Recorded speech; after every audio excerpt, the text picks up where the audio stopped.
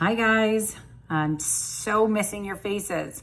I'm actually talking to you today because we only have about 2 weeks left of school.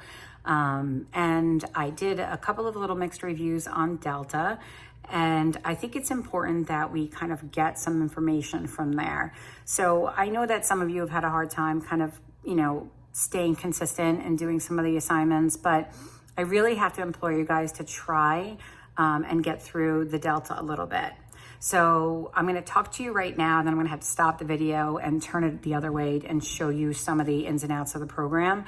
But what I want you to understand is the difference between Delta and IXL. So with Delta, you can skip problems. You don't have to stay with one. And if you've noticed how I lay them out, usually I do two of the same similar type of topics. So like if you have difficulty on one of them and then you figure it out, or you watch a little video, then you can try it again on the next one.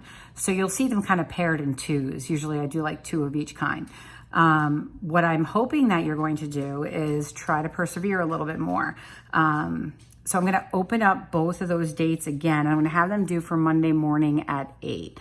And so tomorrow, what I want you to do is call me on Skype and I will help some of you through it. What's happening is a lot of you guys are doing your work later in the day, and I'm okay with that if you can function on your own. But if you have difficulty and you want help, then I'm only really available to you until about 4 o'clock.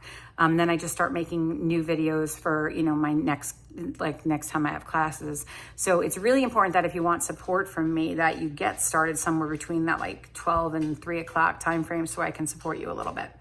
I do think though that you guys should also try to look at the program in itself.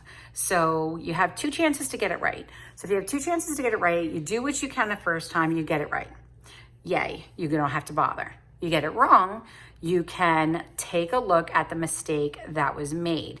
And when the mistake is made, what I do like about this program is that it really does kind of explain things a little bit more simply than it did on IXL. Like on IXL, you would actually really have to kind of almost fight to make sense of what you saw there, So I think what I'll do is, ask you guys after you do the first one, look at the solution, and then I want you to watch the help video, okay?